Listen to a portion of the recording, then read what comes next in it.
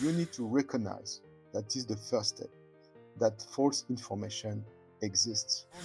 There are false information, and there are people who wants to feed me with false information. And because what they want is to manipulate my actions, which are, you know, led by this thought process. Once you accept, you understand that, then you just can't be passive. Even if you don't have time, even etc. You need Yeah. to build your own methodology. It's messy, right? We need to change all Mm. our infrastructure. We need to change so many things. So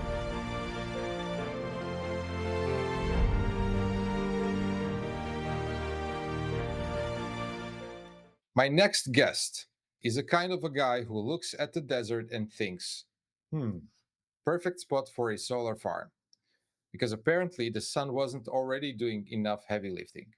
Please welcome Karim Megherbi, renewable energy maestro, founder of Orison Invest, and the man who closed more clean energy deals than the most of us have closed browser tabs. With 20 years in the game and a resume that reads like a UN climate report, Karim is here to remind us that the future is bright, assuming we actually plug it in. He's built a career on two things: math and optimism, which is impressive because most of people who crunch numbers for a living end up either in finance or in therapy. He orchestrated gigawatts of renewable projects across 5 continents, won awards with names longer than Tesla charging cable, and somehow still finds the time for explaining energy transition to the rest of us mortals. Karim, welcome. thank you, Ernest, for the nice presentation. You described misinformation narratives as a strategy by fossil fuel industry to delay climate action. What do you see as the most effective counter strategy to combat these narratives? Well, thank you. It's a good question, and at the same time, it's a very difficult one to answer. Because well, first of all, because we are a bit outside of my area of expertise, to be fair. Because what I believe is that you don't fight misinformation with information. You don't do that. That's what we've been doing, and that's what I do. Uh, Whenever I look at a report which is diffusing false information, I would, you know, draft an article or write an article that would denounce or show where the mistakes are and what are the good information or what's the our current knowledge about the topics which is mentioned. And most of us we do that, right? We write articles, we respond, in the public Yeah. space, saying that no, this is not true, etc. But actually, and that is somehow what I believe. But if I read more and more about the subject and see the reaction, it seems that many of us we're going in this direction in terms of thought process, which is that you don't reach the people you want to reach when you debunk uh, false information, because you address another public somehow, the public which is curious about finding the right information, which is able to diversify its sources of information. And so, but misinformation doesn't address these people actually. Most of us, we don't have time to, you know, look for Google and say, is it true or not? Ask because there are methodologies, right? And I will discuss that. But we don't have the time really. So we just take information passively. And so Yeah. means that when you've built your information environment around what you like and your convictions, then actually you are creating an information bubble. And it's Mm. very difficult to go outside of that. And it takes time, effort. And we don't have that. We don't have. We need to recognize that we are all, in our daily life, we run after everything. Money, this, kids, families, what we want to do, etc. So, being a professor and, start to, benchmark, address all these issues, which are very complex, and they cover social issues, tax, economy, etc., etc. So, how are you going to deal with that? So my point is the following: there are two ways to address that. One is at the personal level. You need to recognize that is the first step, that false information exists. That is the Yeah. first step. The first step in your mind is to think, to accept, to acknowledge that yes, around me there are false information, and there are people who want to feed me with false information, in order to manipulate my thought process. And because what they want is to manipulate my actions, which are, you know, led by this thought process. That we need to recognize. Our public space is full of intents that we don't know. We don't know the third party who has put these intents into this information, and we don't know why they did that. And so Mm. if we absorb this information, we absorb their intents. So we Yeah. don't know the intents, we don't know the source of the intents, but we will absorb that into our thought process. So we need to accept that it's true. So once you accept, you understand that, then you just can't be passive. Even if you don't have time, even etc. You need Yeah. to build your own methodology. So for example, you know that's everyone's here tech, like for example, who the source of the information, where it's coming from, what's the resume of the guy or the woman who is talking, Yeah. who is paying her, etc. But be careful, it's not, for example, me, I'm in renewable energy. It's so my business is about renewable energy. So would does it mean that everything I would say about renewable energy will be false or full of intents? No, because I have also, so you may not trust me, right? But I have my own ethic, right, and deontology, and so I would not say something wrong, because then it will, affect my reputation, etc., etc. So it's not about, because you are paid, you are in conflict of interest. Because, for example, if I want to have information about nuclear energy, then I will talk to my colleagues in the nuclear energy sector. That's Yeah. my first reaction. And I will not think, they are in conflict of interest. It's because, but I will select the person I will address, my questions, because I know that he has ethics. He wants to, provide good information. He's not here to fight. Or maybe we all have our bias, right? All of us. Mm. But still, you need to carefully so look at the source of information, what is past, what is experience, etc., and then have some kind of methodology. So for one information, at least look at two or three sources. Try to also take your time before, on complex matters. Build your opinion. Would take Yeah. time. There is no rush, to say, now this is my opinion. You can change your opinion. I myself change opinions on many topics, many times, because it Yeah. depends. No opinion is just, the the the, um, the crystallization of the information that you have at a certain moment. If you have new information, then you need to change you can change your opinion. So you see, you have to build your own methodology, so that you don't remain passive in front of information. You need to be active. That's number one.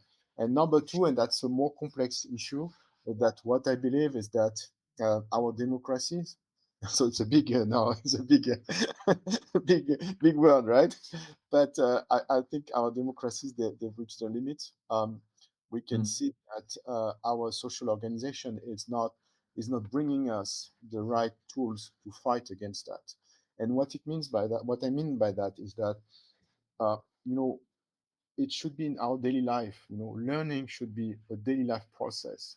We should be able, as citizens, to have space where we can discuss between us in a kind of neutral place, and information invading these places, so that whenever you have, like for example, social media, whenever you discuss in social media, you will have strength profiles, and it's known, it's very well known actually.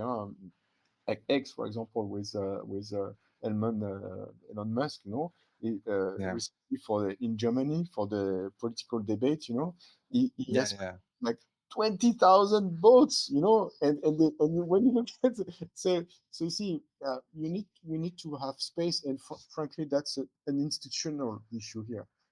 Yeah. Our institutions should recognize that and should, build some spaces where citizens they can learn and they can discuss, and that's solidarity somehow, and links, relationship between people and relationship with the administration also. That is the best way, to rebuild trust and to have a you know and to have the tools actually to fight against that. So it's a very much complex issue actually. So you opened like 10 other questions. Uh, and first of all, in this space where there is so much information, we're being fed with so many reports these days. And, AI takes a toll, everything. It's all coming into your eyes when you open LinkedIn, news or whatever. And the media was always used as a weapon. So, how can we actually go through this sea of information and get the gist? If you can't really develop your own models, if you're not a scientist in this space, where can you actually find trustable information? Because there's like this almost 90% of propaganda. And one reason why I started face to face is exactly that.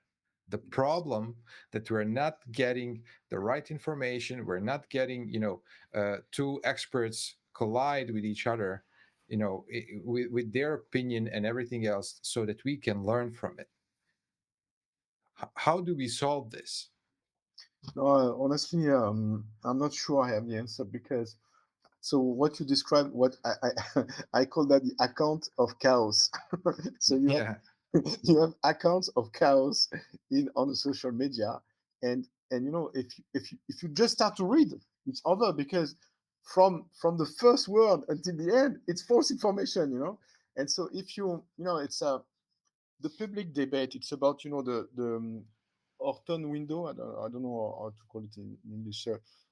You have 0 and 100, and so if you have information outside of that, like 200, Yeah. you will displace you will displace the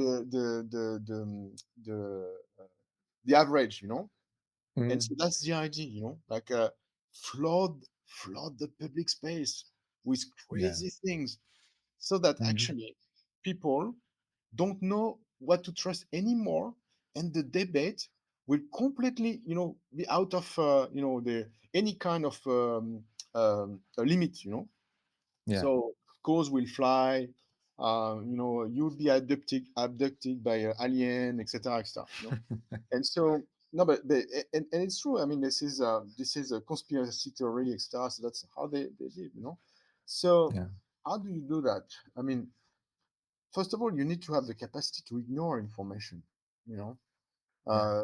And so, um, and maybe our social media are becoming useless, honestly, because if ultimately I can only find mostly false information, it will clearly influence my thought process in my mind, and even if I get rid of many of them, ultimately two three will impact me somehow, and it will be Yeah. part of my thought process, and so there's no good answer, I think, on that one. You need to be able to ignore information, and to be actively, to be active. You need to find your own um, methodology. So now, I like to take as an example my mother.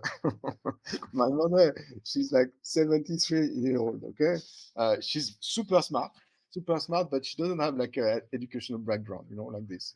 She left school at A level, I think, And after that, it's she built knowledge from life, so Yeah. she speak 5 languages. She's done so many things in her life, it's crazy. So she's super smart, okay, but she doesn't care about what we're discussing now. So how she gets information, you know well, she opens a computer. First of all, she has a computer. This is she has one. So this is a big story. Already. She has internet. So and then she opened, there is a Yahoo or whatever. Then she sees things flashing. There's a movement. So on the movement. you know and then she go like this. And so and for sure she will end up on crazy stuff.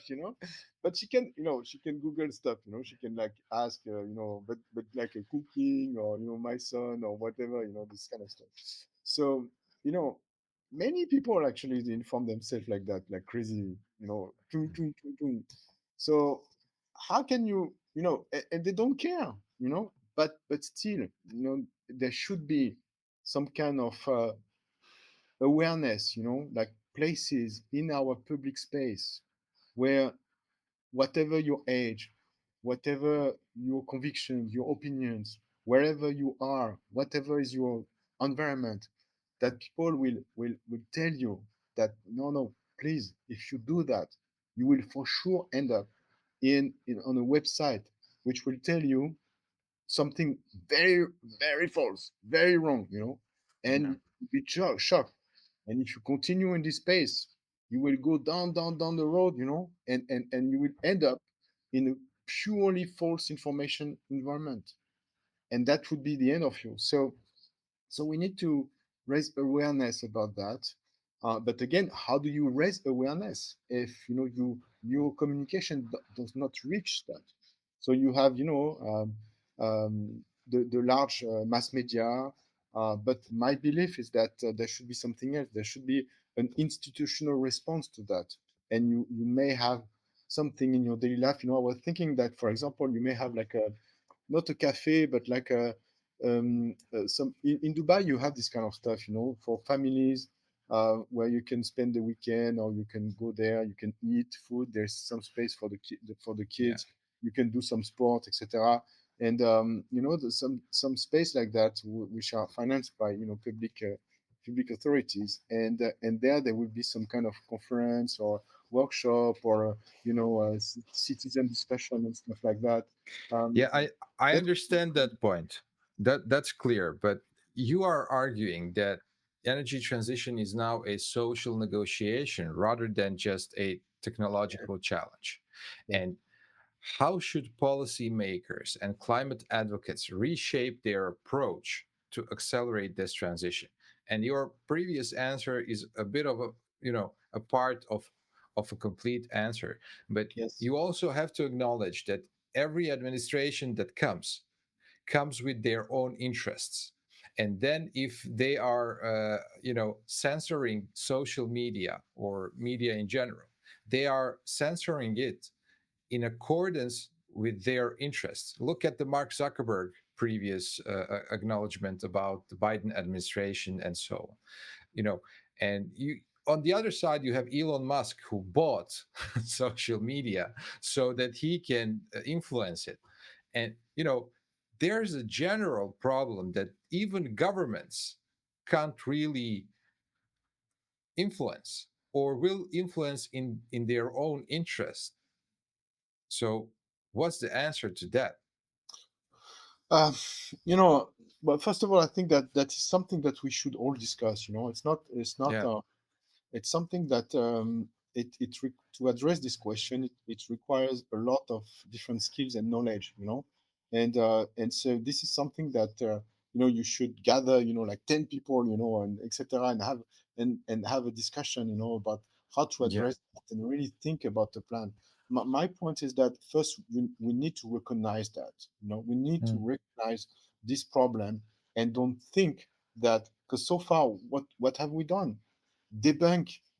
How many of my friends, they do great, they're researchers, etc. I admire them. I read them, actually, I read them, and they help me to fight against the false information I get in the public space. but they will not help my mother, for example. They will Yeah, never do yeah. this. And so how can we do that? So it's a real question. Now, have in mind that the people in our administration are just a reflect of what we want, and so if we don't express ourselves in a more united way somehow, then that's an issue. And if you look at Trump, actually, people were kind of united behind, like, elitist people we don't care, we don't like, etc., etc. So there's narrative that is able to gather some people around something, and so we need to find that, and we don't have that. There is no good story about the energy transition, not at all. When you have Mm. the energy transition will help you this, that, and climate, etc. But nobody care about the climate. I mean, we care about the climate. I mean, there are some polls actually which shows that actually people do care about the climate, right? But okay, you care about the climate, but you care also about your children. You get your, Mm. to go to school, you need to eat every day. You need Yeah. to have a job. And so when you look at people who are concerned about the evolution of the jobs, I'm working in the coal industry, I'm working in the thermal company which is doing thermal engine cars, etc., etc. So what I'm going to do actually in the future, and the fossil fuel industry for sure, all these people, geologists, etc., etc., that you see on the social media everywhere. I mean, they clearly, like, they don't accept any kind of change, and it's easy to say, oh, it's because you are getting paid, no, it's much more than that. These guys, they have been working for all their life, in the oil industry. They know only that. For them, renewable energy, this is something very, strange, etc.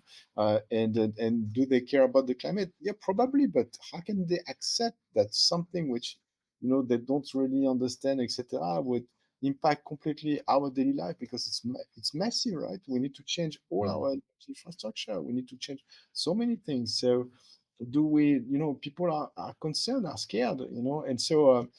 And so they are more, eager to not to accept that, so I think we should change the narrative, and we should change actually the to show that actually the energy transition has tremendous positive impact, and put together all the social um, help around that, so that people actually have a framework which they understand, and which they feel safe, not only safe, but that people care about them, like, okay, no, Yeah. finally about me. And so many people, they just abandon, and that's, I think, what our democracies have shown. Here in France, we have the same.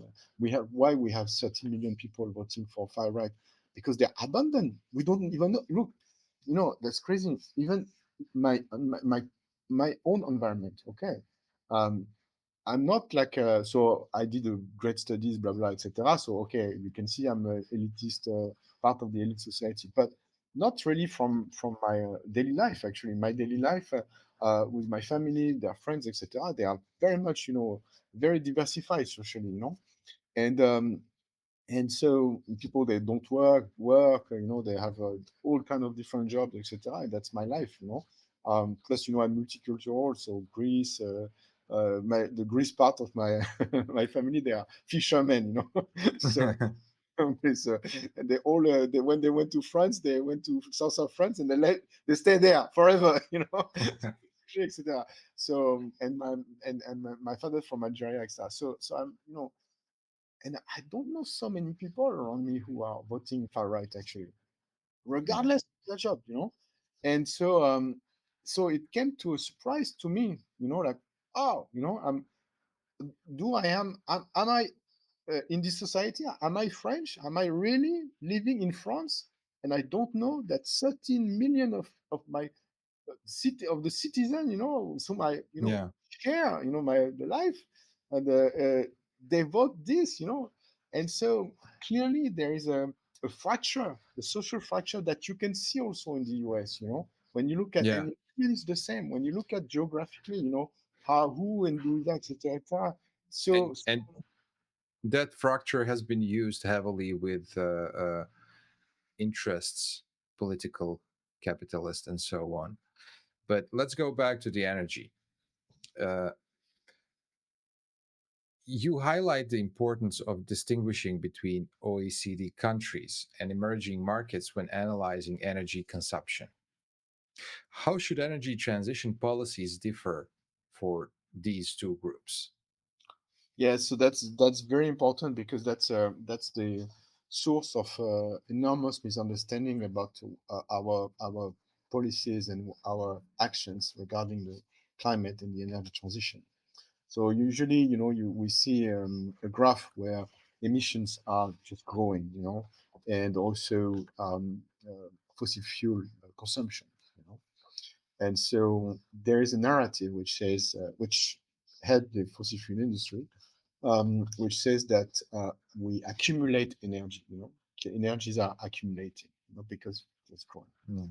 But that's not what's happening at all.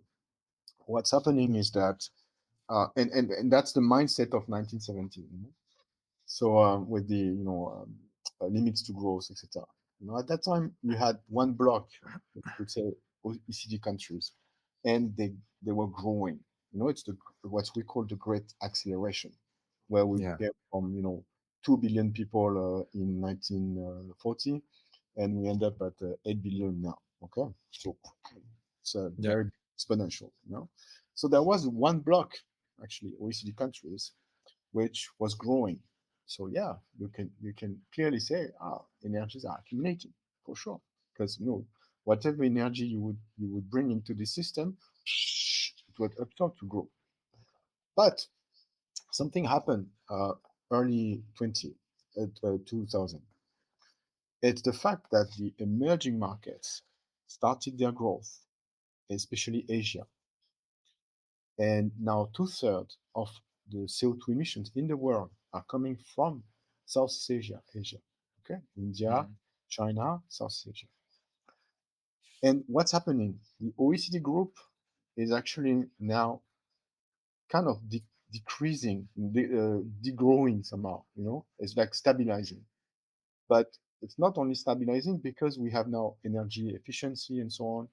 So actually, our energy needs and even raw are decreasing in OECD countries. And why is that? Because unless you are called Justin Bieber or Ludacris, you don't want to buy an infinite number of shoes, caps, and cars. yeah, The limit to what you can buy. And so if you look at you won't absorb and there's a limit of the number of roads that you can build, also the number of trains, etc, etc. And so our OECD countries are kind of saturated with infrastructure, and our needs also are fulfilled somehow. Not saying I'll attack the equity and inequity part, but you see, so because now this part now is just optimizing, uh, so it's not growing anymore. But at the same time, now you have the emerging markets which are growing. So yeah, and it's not growing because it's overconsumption. It's growing because if I take, for example, India, from 2015 until 2020, every year the population of Spain, the equivalent of population of Spain, went to the grid. So they had electricity for the first time every year. Spain, Spain, Spain, Spain, Spain, like that. So yeah, it's massive. And China, China, they just put out 800 million people of like super poverty. yeah, So in such a case, what's the different policies? So in OECD countries now, we need to we are lucky in a sense because we're not growing. Since we're not growing, we need now to really pass, the right policies so that we can change the whole our whole energy infrastructure. And it's much easier since we're not growing.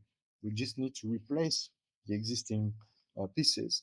What does it mean? It means that renewable energy for the power sector, and then for the fuel, so remember energy, it's 20% electricity or 25% electricity and 80, 75% of fuel. Okay. The fuel is what mm, you put in your car, it's what you put in your boiler, if to Yeah. get warm, whatever. And electricity, it can be, it's a vector actually. Electricity is a vector, so you need to transform something to produce electricity. So you need to think electricity and fuel. So how do you get to net zero? To get to net zero, you need this electricity part. It's going to eat the fuel part. And so from 20, 25%, you will go up to 50, 55%.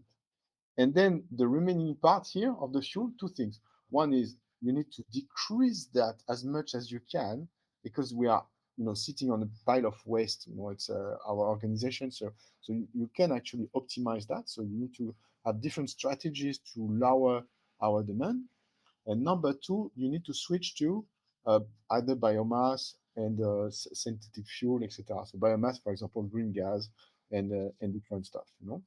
So that's what you need to do. So in our OECD countries, because first of all, we need to accelerate big time.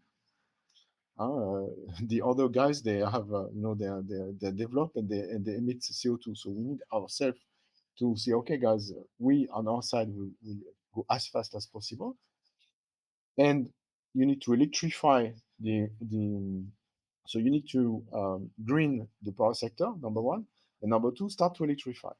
Electrify, it's not easy, Electrify is the easiest part, for example, today, and it's not easy also, it's EV and heat pump, you know.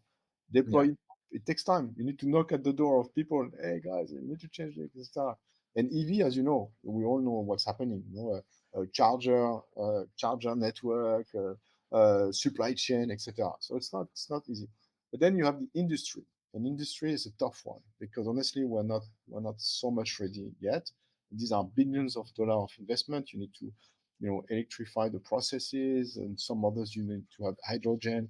It's not very clear how we're going to do. I mean, it's clear how to do it, but how we're going to organize that, there are still some questions.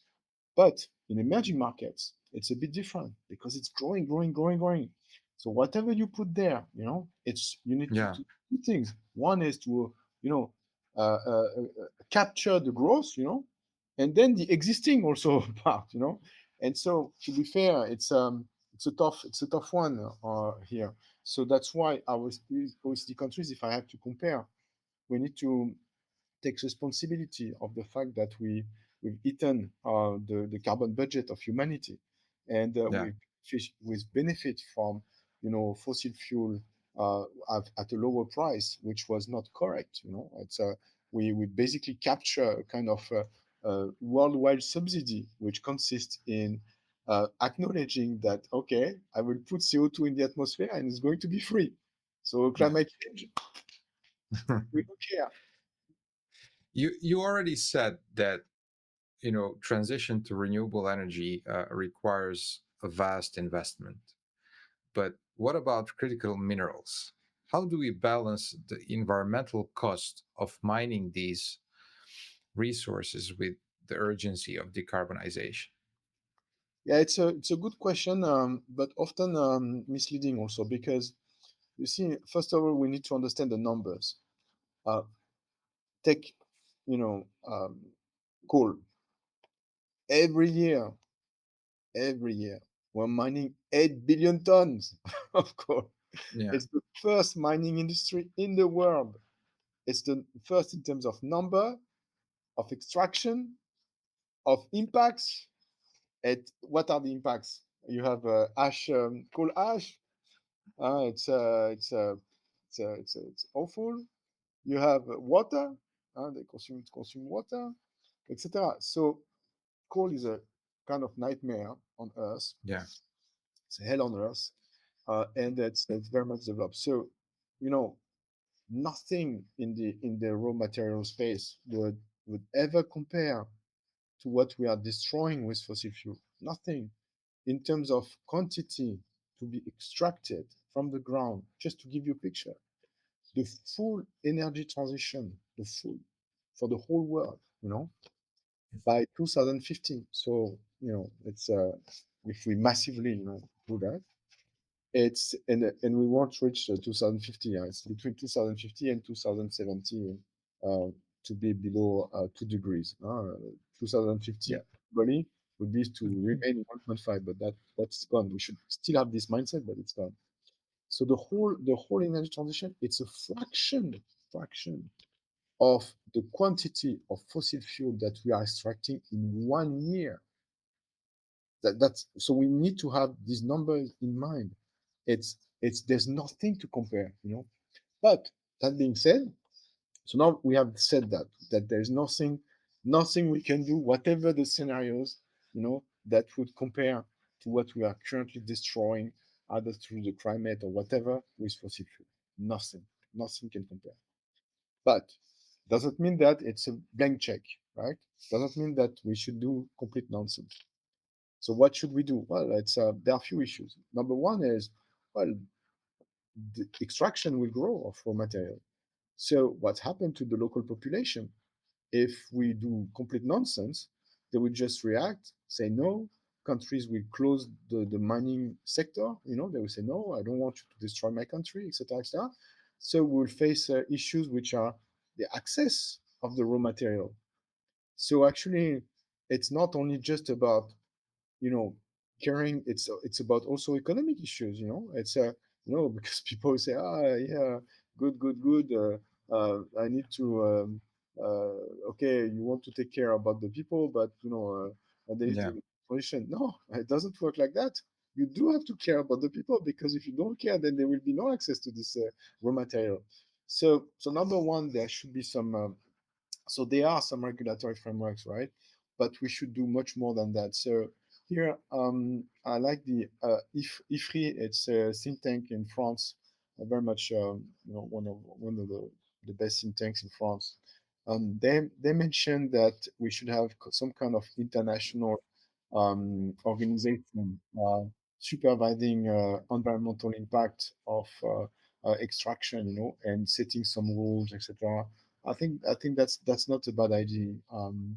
Uh, so as much so there was also the ESG framework, where you would say, okay, I accept your extraction, but you need to comply with a certain number of rules. That one, I like to take recently the views of there's a great podcast I love, with Laurent Segalen, about redefining energy. These guys, they say, okay, what's going to happen this year? ESG rule will be gone, and indeed that see.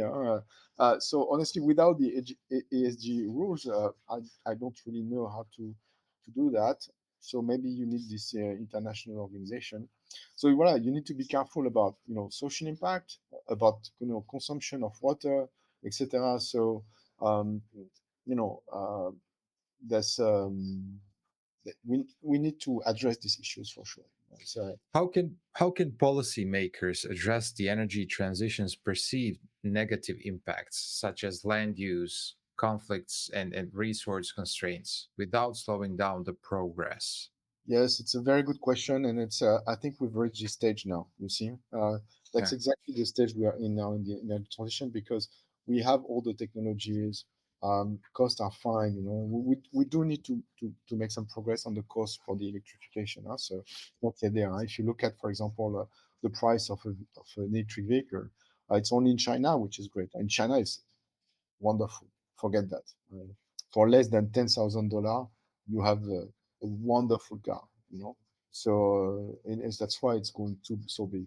But we are not yet there. In Europe, or even in the US.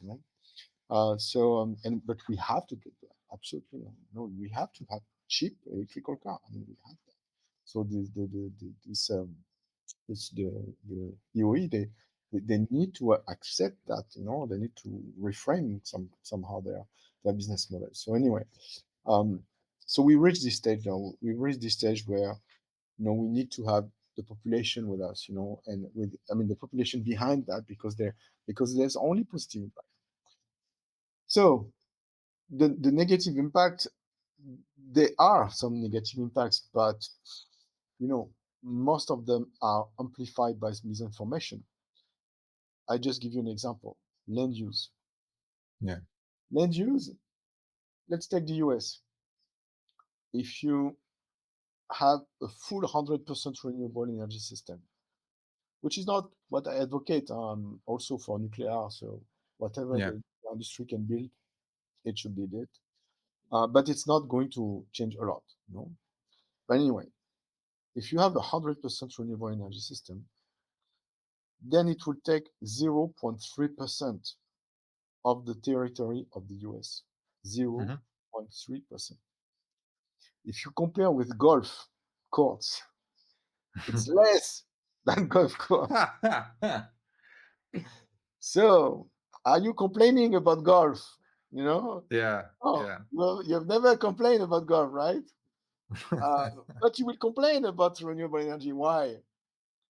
Well, there are some reasons because also it's built, close to you and blah, blah, blah. But it's mostly because you have a lot of information will tell you, look, it's building here, it's building there, etc. So basically, there is a big diversion of, they want to focus. The misinformation is trying to make you focus on something, whereas other things happening. I take the oil and gas sector, all the pipelines and the land which are used actually for storage, etc. It's more than 0.3%. Yeah. So you see, when you look at that, when you look at that, you will complain for something. And aside from that, there's a lot of things which are happening, which are even more impactful, but you don't complain. That's the question. But putting that aside, which is, let's be clear about the numbers, etc., etc. Well, if I live somewhere and I see around wind farms going, I may not be happy, Although, to be fair, for me, for example, I like very much wind farms. I think it's beautiful. But when I see some villages, some places in the world, I visited recently Spain. Well, there are some places where they put wind farm everywhere like this. It's messy, messy. Yeah. So here, the solution is again, it's a bit similar than what we discussed at first. It's about democracy, it's about governance, it's about having citizens implicated in the development itself of the project and in the financing also. You put you leave some places in the shareholding structure where they can invest and get returns. This is becoming my wind farm suddenly, number one. Yeah. And number two, I want to be, you know, uh, I will be happy to look at what people are doing and say, okay, this place, no, or like this, or I prefer this number of turbines, etc. And you may think it's idealistic, but not at all. This is exactly what's happening in Spain, because in Spain it became crazy, Yeah. and because they developed it like very messy at the beginning, recently. So now they say, okay, now we are going to have more a stronger implication of citizens, and that is working fine because as when I can and when I can impact the development and when I can be part of that, then it's a completely different story. So I think we've reached this stage, you see, as not only in terms of information, where we need to reach citizens and and need to have sane, healthy debates, but also in the development itself, where we should have more implication. So we need to change. So how do you do that? You change a bit the regulatory framework in terms of permitting process, and you have some stages where citizens are there and they will discuss, and then you will finalize the file. So you do have that already, huh? But it's coming very late in the process, and and also not very well done.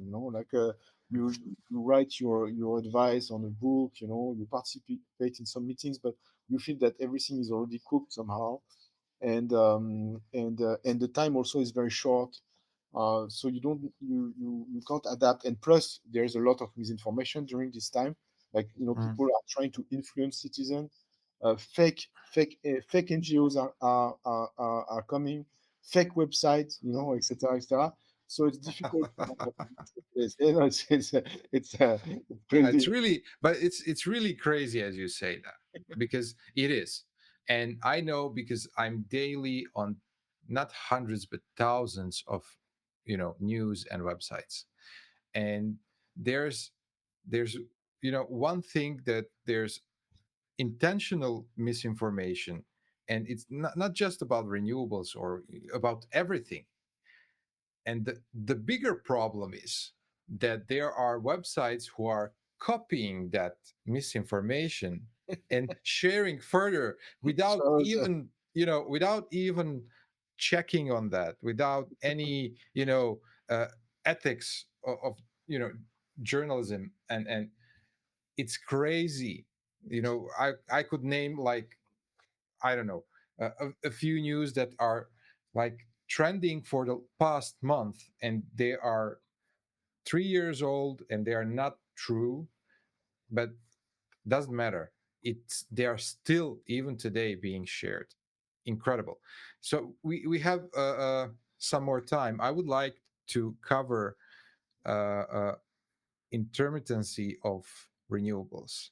What are the most pressing challenges in ensuring the grid stability and energy security?